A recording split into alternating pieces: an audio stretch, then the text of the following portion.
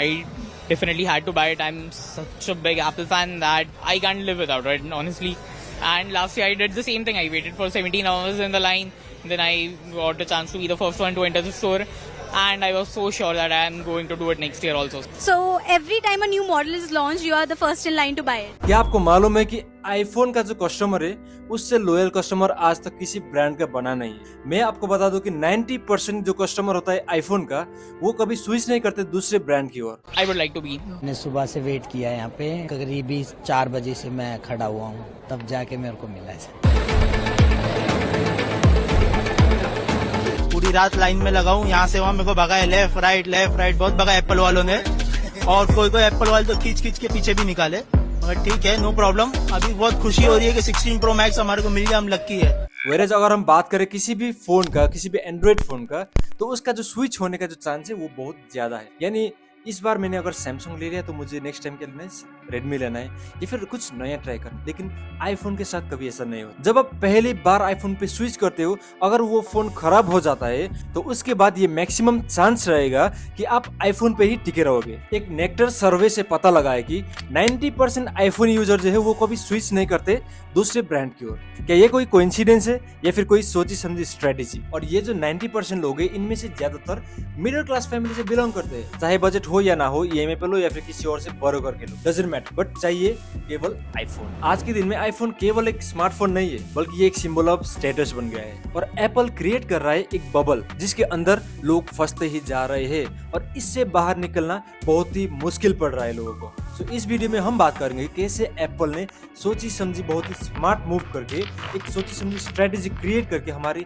India के middle class family को target कर रही है, और कैसे आईफोन केवल एक स्मार्टफोन ना रह गए, एक स्टेटस ऑफ सिंबल बन के रह गए हैं, और इससे हमारी सोसाइटी और हमारी पॉकेट पे क्या असर पड़ रही है। आज की अगर हम बात करें तो इंडिया बन चुका है 4th largest market in the world with over 1200 million plus iPhone products sold in 2024, which was more than 35% than 2023। लेकिन सबसे पहले समझते हैं कि आखिर क्यों आईफोन इतना खास है, आखिर क्या चीज है जो आईफोन को इतना स्पेशल, इतना यूनिक बना देते बाकी फोन से। तो सबसे पहले खासियत अगर मैं बात करें तो वो है इसका प्रीमियम लुक और इसका अनमैच्ड डिजाइन।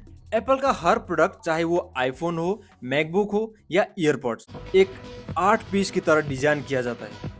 इसका स्लिक, मिनिमलिस्ट लुक और प्रीमियम फील्स इसे एक लग्जरी का सिंबल बना देता है। और ये केवल देखने में ही खूबसूरत नहीं बल्कि ये टिकाउट भी होते हैं। और जब आप ये इसको हाथ में पकड़ते हो तो एकदम लग्जरियस, एकदम हाई क्लास वाला फील आता है जो हर मिडिल क्लास को चाहिए होता है। दूसरी खासियत अभी हम समझते हैं, तो दूसरी खासियत है एप्पल का इकोसिस्टम। एप्पल का इकोसिस्टम वो जादू है जो एप्पल यूजर को हमेशा बांध के रखे। आईफोन, आईपैड, मैकबुक और एप्पल वॉच सब एक साथ मिलकर एक ऐसी दुनिया बनाते हैं जहाँ सब कुछ इजी और फास्ट लगने लगता है। इतनी आसानी से, बिना कोई इंटरनेट कनेक्टिविटी के, इतना फास्ट, इतना तेज और इतने आसानी से एयरड्रॉप से फोटो को शेयर करना, किसी भी वीडियोस को सेंड करना या फिर आई मैसेज से दोस्तों के साथ जुड़े रहना हो गया। कम इंटरनेट कनेक्टिविटी में दोस्तों के साथ वीडियो कॉल पे बात करना या फिर iCloud से डाटा को सेफ रखना हो गया। ये सब फीचर्स जो है वो एप्पल की दुनिया से बाहर निकलने देते नहीं। और अगर एक बार आपने आईफोन ले लिया तो उससे बाहर निकलने के लिए आपके लिए बहुत ही मुश्किल पड़ने वाला है। और अगर आपने किसी भी एप्पल प्रोडक्ट को ले लिया या फिर किसी आईफोन को ले लिया तो आप उस बबल में कैद हो जाओगे और उससे बाहर निकलने के लिए बहुत ही मुश्किल पड़ जाता है। कम से कम आपको 10 बार तो सोचना ही पड़ेगा इससे बाहर निकलने के लिए। एप्पल हर बार कुछ नया लाती है, कुछ नया इनोवेशन करके दिखाती है, और हर बार नया फीचर ऐड करने के कारण लोगों में एक फोमो पैदा होता है, फियर ऑफ मिसिंग आउट। तो इसी कारण से उनका जो एक्साइटेशन लेवल है नया फोन लेने के लिए या फिर कोई भी नया सीरीज लेने के लिए वो बढ़ जाता है। फॉर एन एग्जाम्पल, अगर आईफोन 16 की अगर हम बात करें तो उस पे लगा हुआ है A18 चिप जो गेमिंग लेवल को नेक्स्ट लेवल पे ले जाती है। उस पे लगा लाइडर स्कैनर्स जो मार्स मिशन पे यूज होता है, वो आपका आईफोन 16 पे लगा हुआ है। सोच कर देखिए कितना इनोवेशन और कितना यूनिक टेक्नोलॉजी वो लेकर आते हैं। शॉट ऑन आईफोन कैमरा से आप टॉप लेवल प्रोफेशनल फोटोग्राफर भी बन सकते हो। और यही इनोवेशंस एप्पल को बना देती है the most valuable brand in the world with $1.3 trillion.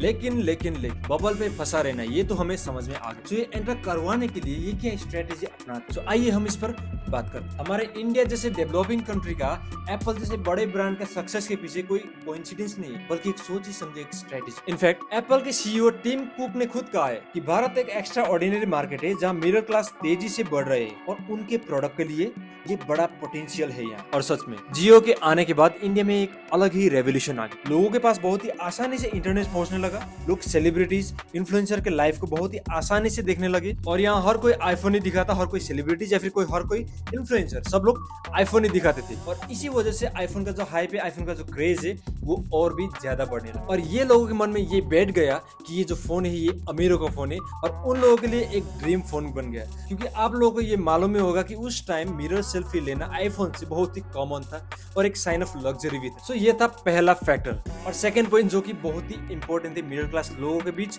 IPhone फैलाने के लिए, और वो है affordability scheme, that means EMI scheme. Apple जानता था कि मिडिल क्लास फैमिली जो है भारत के वो प्राइस सेंसिटिव है और इसलिए उन लोगों ने no cost EMI, trade in programs और कैशबैक जैसी बहुत सारी ऑफर्स देने लगी। Bajaj finance, HDFC bank, ICICI bank ऐसे पार्टनर्स के जरिए लोगों को बहुत ही आसानी से EMI ऑप्शंस की उपलब्धि होने लगी। सो इसकी वजह से आईफोन का जो ग्रोथ है स्पेशली मिडिल क्लास लोगों के बीच में वो बहुत ही बढ़ने लगा। सो ये जो आईफोन का प्रति जो क्रेज था स्पेशली मिडिल क्लास लोगों के लिए ये एप्पल कंपनी को भी दिख रही। सो उन लोगों ने चलाया दूसरा स्ट्रेटेजी, वो है लोकल मैन्युफैक्चरिंग। लोकल मैन्युफैक्चरिंग के कारण जो इम्पोर्ट ड्यूटी लगनी थी वो लगनी बंद हो गई। पहले आईफोन इम्पोर्ट होते थे जिसके कारण इम्पोर्ट ड्यूटी जो है वो बहुत ही हाई होती थी और इसके कारण से जो आईफोन का प्राइस है वो बहुत ही ज्यादा होता है। लेकिन अब फॉक्सकॉन, पेगाट्रॉन और टाटा इलेक्ट्रॉनिक्स जैसे इंडियन कंपनी के साथ कोलैब करके दुनिया के डिफरेंट कंट्री से एसेंबल करके हमारे इंडिया में ही मैन्युफैक्चर करके इसका जो इम्पोर्ट ड्यूटी है वो बहुत ही कम किया, जिसके कारण से आईफोन का जो प्राइस है उसमें ड्रॉप देखने को मिली। इसका एवरेज प्राइस 1084 से घटकर कम होकर 954 तक पहुंचा और इसी वजह से 2024-25 में $22 बिलियन का आईफोन प्रोड्यूस किया गया, जो कि पिछले साल से 60% ज्यादा है। और लास्ट में बात करते हैं वो आखिरी स्ट्रेटेजी जो आज तक बहुत ही सक्सेसफुल रही है एप्पल कंपनी के लिए, और वो है heavy discounts on the festivals offer. दोस्तों क्या आपको याद है कि 2023 में जब आईफोन 15 पहली बार लॉन्च हुआ था तब उसका प्राइस था 75,000, लेकिन उसके ठीक एक साल बाद 2024 का जो फेस्टिवल सेल है, दशई या फिर दिवाली का फेस्टिवल सेल है, उसमें उसका प्राइस बन गया था 55,000। सो आप देख सकते हैं 20,000 का जो मैसिव डिस्काउंट, और तो और आईफोन 13 का जो प्राइस वो ड्रॉप होके 40,000 तक पहुंच गया। So as a middle class आप लोगों को तो ये पता ही है कि कोई भी चीज अगर इतने बड़े डिस्काउंट में इतनी सस्ती मिल रही है तो उसको तुरंत उठा लें, चाहे उसकी जरूरत हो या फिर ना हो। आपका फोन ठीक से काम भी कर रहा हो तब भी आप वो आईफोन लेंगे क्योंकि वो सस्ते में मिल रहा है। और ये जो स्ट्रेटेजी ये काम कर जाती है और इस वजह से बहुत सारे लोगों ने आईफोन ले लिया था इस टाइम के ड्यूरेशन में। तो अगर आईफोन एक बार ले लिया तो उसको फ्लेक्स तो करना ही पड़ेगा, और फ्लेक्स करने का 2 साल बाद अगर उसमें कोई खराबी आती है तो उसको चेंज भी करना पड़ेगा, यानी आपका नया फोन लेना। अभी नया फोन लेने के लिए आपके पास बहुत सारे विकल्प है, आप सैमसंग ले सकते हैं या फिर कोई रेडमी ले सकते हैं, क्योंकि अगर आप देखें तो वही आईफोन का प्राइस पे अगर आप एंड्रॉइड ले लेते हो तो उसमें बहुत सारे फीचर्स और बहुत सारे फैसिलिटीज मिल जाते हैं आपको आईफोन में नहीं मिलता है। लेकिन जितना भी फैसिलिटीज दो, जितना भी फीचर्स दे दो, लेकिन हम इंडियंस के लिए वो उतना मैटर्स नहीं करता है, क्योंकि हम लोगों को चाहिए एक सोशल स्टेटस, सोशल वैलिडेशन। तो इसके लिए हम लेंगे दोबारा से आईफोन, और 2-3 साल आईफोन को फ्लेक्स करने के बाद आपको आदत लग जाती है एयरड्रॉप की, एक्सीलेंट फीचर्स की, iOS की, और उसके बाद आपको आदत लग जाती है उसकी फंक्शंस की, उसके ऑपरेटिंग सिस्टम की, और उससे भी ज्यादा आपको आदत पड़ जाती है सुपीरियर दिखने की, आपको अमीर दिखने का आदत पड़ जाती है। और इस सब से पैदा होती है इन्फीरियरिटी कॉम्प्लेक्स, जिसकी वजह से लोग आईफोन से बाहर नहीं निकलना चाहते। सो ज्यादातर मिडिल क्लास लोग इसी के डर से स्विच नहीं कर पाते हैं आईफोन से एंड्रॉइड या फिर किसी भी और ब्रांड की तरफ, और ये ज्यादातर केस में देखने को मिला है। So this is the reason कि मिडिल क्लास लोग जो है वो कैसे आईफोन बबल के अंदर घुस रहे और घुसने के बाद एक ट्रैप में फंस गए। आईफोन एक मोस्ट पॉपुलर प्रोडक्ट है एप्पल के लिए, और एप्पल कंपनी का जो बड़ा हिस्सा है वो आईफोन को ही जाता है। और ओवरऑल अगर हम देखा जाए तो आईफोन को हर कंट्री में, हर देश में पसंद किया जाता है, हर लोगों के द्वारा पसंद किया जाता है। कुछ बड़े कंट्री के लिए ये बस एक स्मार्टफोन है और इसका जो प्राइस है वो उस कंट्री के लिए बहुत ही नॉर्मल है। बट इंडिया जैसे कंट्री जहाँ पे GDP per capita income 2.5 lakh per annum है, यानी 20 to 25,000 25,000 एवरेज सैलरी है लोगों का। और आप लोग में से कई लोग ये भी सोच रहे होंगे कि 25,000 ये तो बहुत ही नॉर्मल सैलरी है, ये तो एक्सेप्टेबल है। लेकिन आप लोगों में बता दूं कि अगर इंडिया में 5% टॉप अमीर लोगों को हटाया जाए तो इंडिया का जो जीडीपी पर कैपिटल इनकम वो गिरकर सीधा आ जाएगी 90,000 पर एनम, यानी 7,500 पर मंथ। ये है हमारा ग्राउंड रियलिटी। आप सोच सकते हैं ऐसे कंट्री में आईफोन जैसा बड़ा प्रोडक्ट, इतना expensive product 13 to 14 million sale कर रहा है। आईफोन लेने में कोई बुरी बात नहीं है, आपका पैसा है, आपका थॉट है, आपका इच्छा है, आपका अधिकार है, सो आप जैसे चाहे वैसे इस्तेमाल कर सकते। मुझे कोई प्रॉब्लम नहीं, मुझे कोई एतराज में नहीं, लेकिन मुझे उन लोगों से प्रॉब्लम है जो अपने आईफोन के शौक के लिए अपने फैमिली के ऊपर प्रेशर डाल। आप पहले ये वीडियो देख लो। दिए या बाबू? हाँ बाबू दिए। इसको पैसा आप दिए तो कह रहे हैं कि मंदिर में फूल बेचते हैं, ये सच बात है? फूल पत्ती हम बेचीला भैया, ये खाली हमसे 3 दिन से ये खाना ना खाता हूँ। अच्छा, ये खाना नहीं खा रहे, आईफोन के लिए खाना नहीं खा रहे? नहीं, तो आप इनको आईफोन दिला रही हैं, आप खुश हैं? ये तो खुश है, बाकी इतना पैसा हमके लिया के दिए, देखो इतना पैसा मम्मी को आप ला के दोगे? ठीक है, बोलो। जैसे कि आप लोग देख सकते हैं, एक अम्मा जो फूल बेचने का काम करती है, जो मुश्किल से 200-300 दिन के मुश्किल से कमाती हो, उसके बेटे के जिद करने के कारण 75,000 का जो फोन है वो लेने के लिए मजबूर हो गई।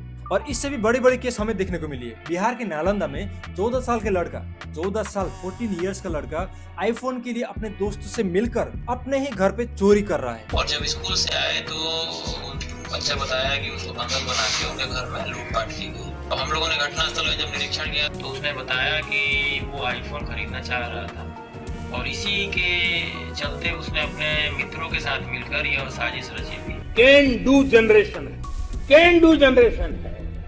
डेटा के हिसाब से ईएमआई का जो बर्डन है वो हमारे सेविंग्स को खाए जा रहा है और इसी की वजह से हम इन्वेस्ट भी नहीं कर पा रहे। सो ईएमआई को जितना हो सके हमें कम करना चाहिए। अपने बेसिक नीड्स, अपने सेविंग्स पे ध्यान दें और इन्वेस्टमेंट पे ध्यान दें।